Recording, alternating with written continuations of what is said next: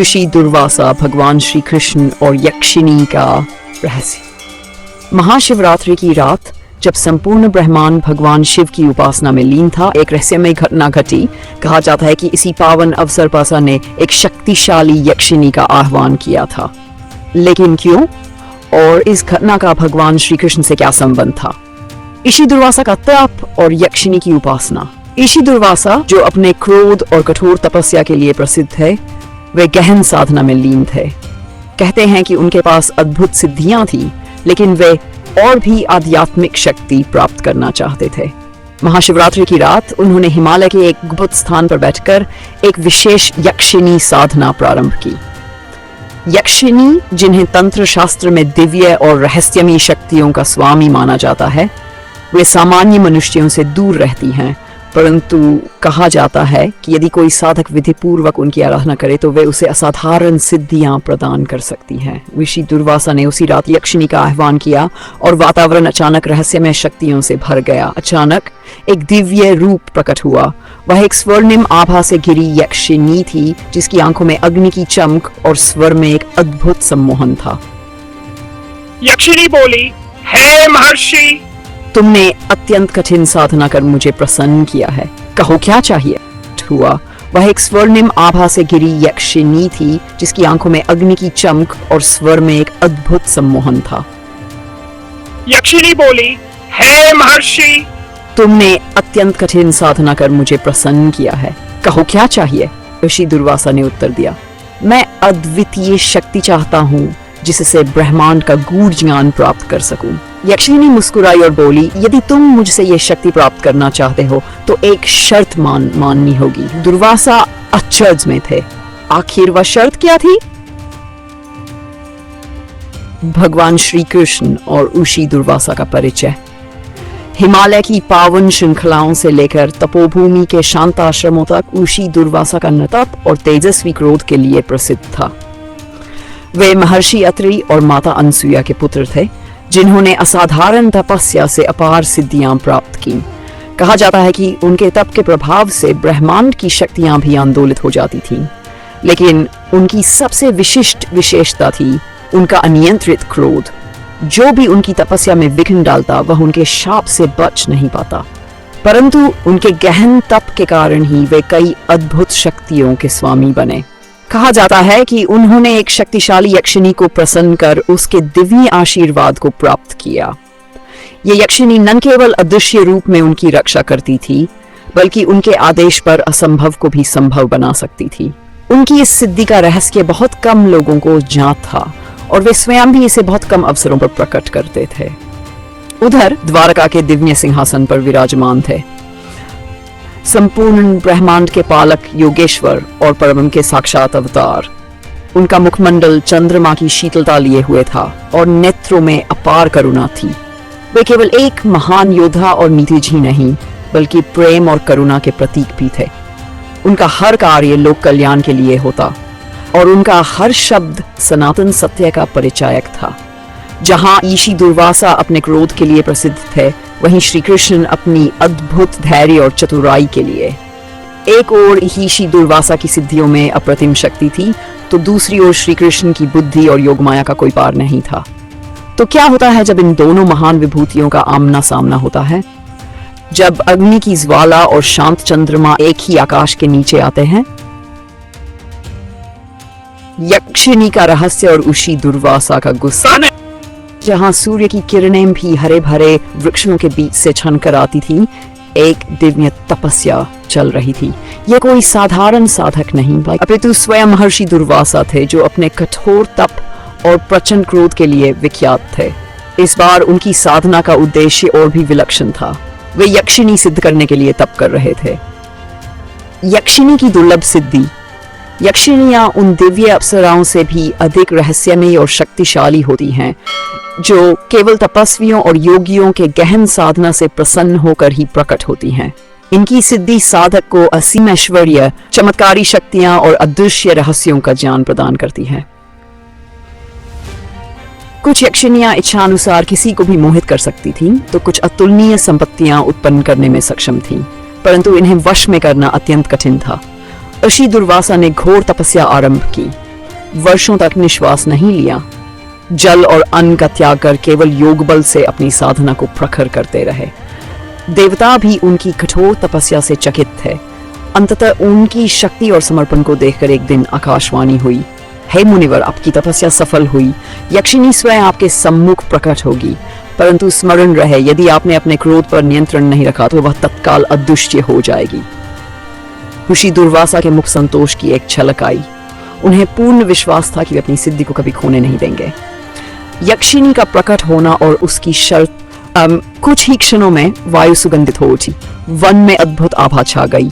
स्वर्णिम परिधान धारण किए अपूर्व सौंदर्य और दिव्य तेज से युक्त यक्षिणी प्रकट हुई। उसने मधुर स्वर में कहा, हे महर्षि, मैं आपकी तपस्या से प्रसन्न होकर आपके अधीन आने को तैयार हूँ, किंतु मेरी एक शर्त है। यदि आप क्रोध करेंगे तो मैं उसी क्षण विलुप्त हो जाऊंगी। ऋषि दुर्वासा के मुख पर एक हल्की मुस्कान आई। उन्होंने शर्त स्वीकार कर ली और यक्षिणी उनके सेवा में रहने लगी। ऋषि दुर्वासा का क्रोध और यक्षिणी का विलुप्त होना। एक दिन जब ऋषि अपनी साधना में लीन थे, तभी एक असुर उनकी तपस्या भंग करने के लिए आया। उसने अपनी माया से घोर उपद्रव किया। ऋषि दुर्वासा का ध्यान भंग हुआ और उनका क्रोध प्रज्वलित हो उठा। उनके क्रोध की ज्वाला इतनी तीव्र थी कि संपूर्ण वन क्षेत्र में कंपन होने लगा। परंतु जैसे ही उनके भीतर गुस्से की ज्वाला धधकी, यक्षिणी ने एक लंबी निश्वास ली और उसी क्षण अदृश्य हो गई। ऋषि दुर्वासा को तुरंत अपनी भूल का आभास हुआ। वे व्याकुल हो उठे, किंतु अब यक्षिणी को पुनः प्राप्त करना असंभव था। भगवान श्री कृष्ण और यक्षिणी का संबंध। इस घटना के पश्चात ऋषि दुर्वासा ने भगवान श्री कृष्ण का आह्वान किया और उनसे मार्गदर्शन की प्रार्थना की। श्री कृष्ण ने उन्हें समझाया, हे मुनिवर, शक्ति वही प्राप्त कर सकता है जो अपने क्रोध, अहंकार और मोह पर नियंत्रण रखे। यक्षिणी प्रेम और धैर्य से प्रसन्न होती है, न कि क्रोध से। यदि आप पुनः यक्षिणी सिद्ध करना चाहते हैं तो अपने हृदय को प्रेम और संयम से परिपूर्ण करना होगा। श्री कृष्ण स्वयं इस सिद्धि से परिचित थे। उनकी लीलाओं में यक्षिणी शक्तियों का कई बार उल्लेख मिलता है, किंतु वे इन्हें प्रेम और भक्ति के माध्यम से नियंत्रित करते थे। पाठ्य कथा हमें यह सीख देती है कि किसी भी शक्ति या सिद्धि को प्राप्त करना कठिन होता है, लेकिन उसे धारण करने की योग्यता और भी कठिन होती है। आत्मसंयम और धैर्य ही वह गुण है जो वास्तविक सिद्धि के अधिकारी को महान बनाते हैं। भगवान श्री कृष्ण का समाधान। द्वारका के राजमहल में संकट के घने बादल मंडरा रहे थे। महर्षि दुर्वासा अपने तीव्र क्रोध और तपस्या के लिए प्रसिद्ध थे। किसी कारणवश भगवान श्री कृष्ण से प्रसन्न हो गए थे।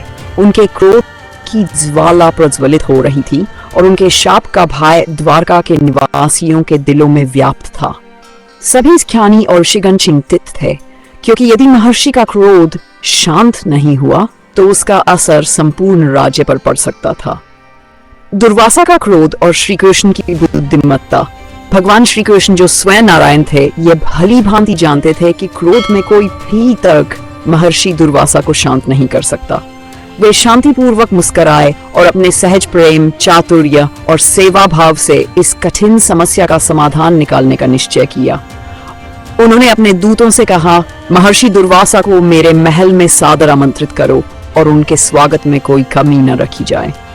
जब महर्षि महल में आए तो श्री कृष्ण स्वयं उनके चरणों में झुके और अत्यंत विनम्रता से बोले, गुरुवर, द्वारका में आपका स्वागत है। आपकी पावन उपस्थिति से यह भूमि धन्य हो रही है। कृपया मुझे सेवा का अवसर दें। महर्षि का क्रोध भी शांत नहीं हुआ था, लेकिन श्री कृष्ण की विनम्रता को देखकर उन्होंने कुछ नहीं कहा। श्री कृष्ण ने उन्हें आसन ग्रहण करने का आग्रह किया और स्वयं उनके चरण धोकर उस जल को अपने मस्तक पर लगाया। फिर उन्होंने महर्षि के लिए स्वादिष्ट भोजन का प्रबंध किया और स्वयं अपने हाथों से उन्हें परोसा। कृष्ण की सेवा और प्रेम का प्रभाव।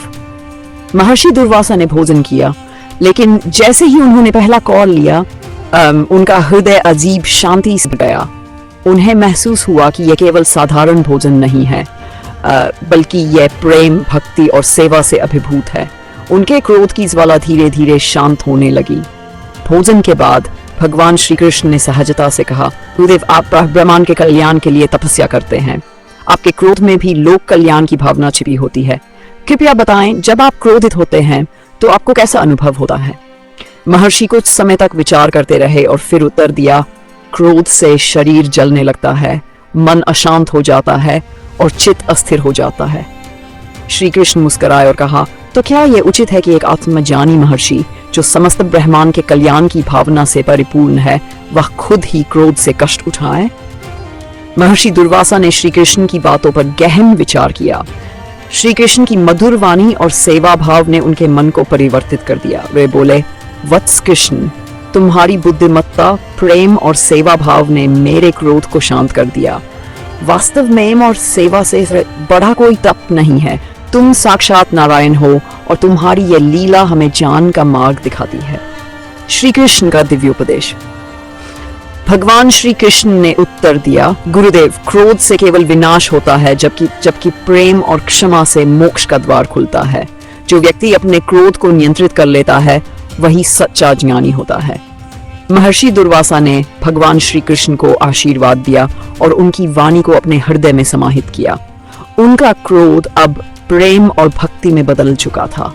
द्वारका के लोग राहत की सांस लेने लगे और भगवान श्री कृष्ण की महिमा का गुणगान करने लगे। इस प्रकार भगवान श्री कृष्ण ने अपनी बुद्धिमत्ता, प्रेम और सेवा भाव से एक कठिन स्थिति को हल किया और महर्षि दुर्वासा को मोक्ष के मार्ग पर मार्गदर्शन किया। महाशिवरात्रि और भगवान कृष्ण का रहस्य। महाशिवरात्रि केवल एक पर्व नहीं बल्कि एक दिव्य संयोग है। ये वह रात्रि है जब संपूर्ण ब्रह्मांड में ऊर्जा का विशेष संचार होता है। इस दिन शिव और शक्ति के मिलन की महिमा का वर्णन मिलता है, परंतु इस रहस्यमयी रात्रि का एक गूढ़ संबंध भगवान श्री कृष्ण से भी है। भगवान कृष्ण और शिव का संबंध। भगवान कृष्ण और भगवान शिव का संबंध अत्यंत गूढ़ और रहस्यमय है।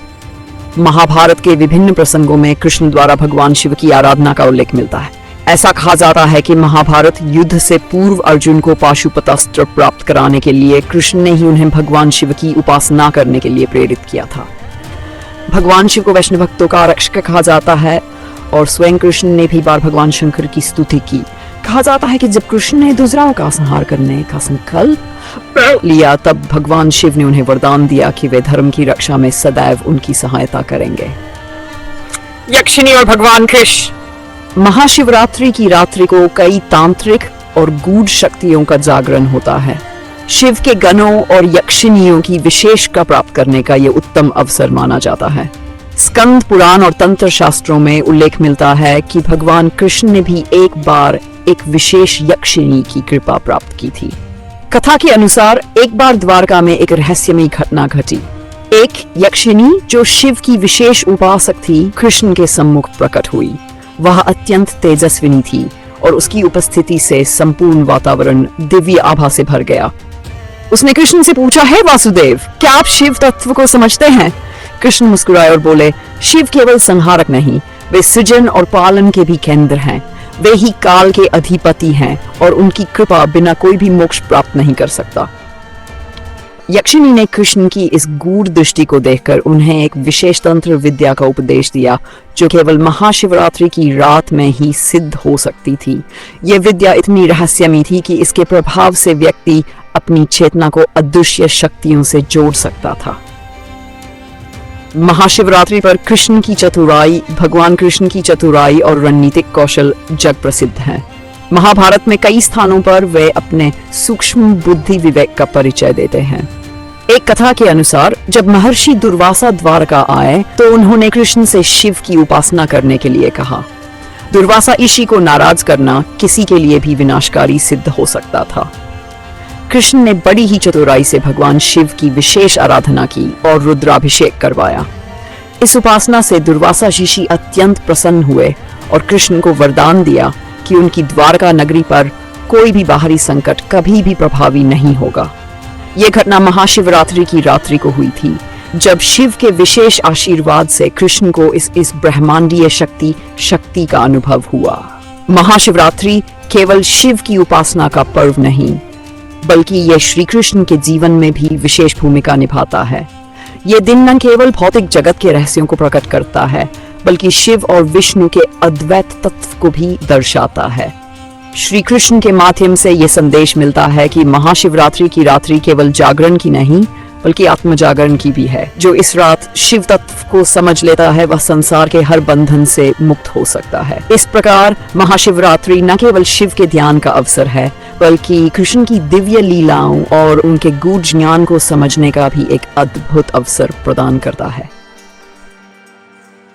जैसे यह रहस्यमयी घटना समाप्त हुई, एक नया प्रश्न उठ खड़ा हुआ। क्या यह घटना मात्र एक संयोग थी या फिर कृष्ण और महर्षि दुर्वासा के संबंधों में एक नए आयाम की स्थापना? क्या इस घटना ने भक्ति और तपस्या के बीच की गहरी कड़ी को प्रकट किया? यह रहस्य सदा बना रहेगा। लेकिन एक बात स्पष्ट है, सनातन संस्कृति में हर कथा केवल अतीत की गूंज नहीं बल्कि आत्मबोध और ज्ञान का मार्गदर्शन भी है। अब सवाल आपसे, क्या आप मानते हैं कि इस घटना ने दुर्वासा और कृष्ण के संबंधों को एक नया मोड़ दिया? अपनी राय कमेंट में जरूर बताएं। क्या आपने कभी महाशिवरात्रि पर इस तरह की कहानी सुनी है? हाँ। अगर आपको ये कथा रोचक लगी तो वीडियो को लाइक और शेयर करना ना भूलें